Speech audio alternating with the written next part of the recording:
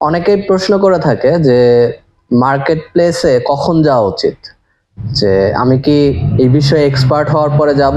যেমন আপনি web development শিখছেন, ওয়েব ডেভেলপমেন্টে একজন এক্সপার্ট ওয়েব ডেভেলপার হওয়ার পর কি মার্কেট প্লেসে যাব? তো আমি বলবো যে আপনি যদি নিজেকে full stack web developer expert হিসেবে ইস্টাবলিশ করার পর মার্কেট প্লেসে যেতে চান, এটা আপনার ভুল হবে। কি জন্য ভুল হবে? কারণটা হচ্ছে আপনি যখন এই ফুল স্ট্যাক ওয়েব ডেভেলপমেন্ট বা ওয়েব ডেভেলপমেন্টের ফিল্ডে প্রবেশ করবেন, দেখবেন যে এটা একটা ব্রড একটা সেক্টর, এখানে অনেক দিক আছে।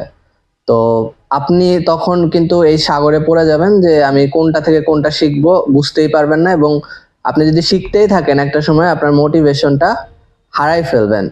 তো সেই জন্য আমি বলবো যে আপনি একটা পার্টিকুলার বিষয়ে এক্সপার্ট হন। যেমন ওয়েব ডেভেলপমেন্টের একটা সেক্টর হচ্ছে ফ্রন্ট এন্ড। ফ্রন্ট এন্ডে যদি এক্সপার্ট হয়ে যান, তখন আপনার ফ্রন্ট এন্ড নিয়েই মার্কেট প্লেসে জার্নি শুরু করেন।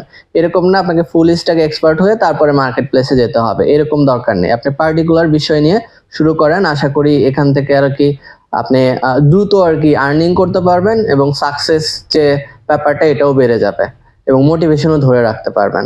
Thank you.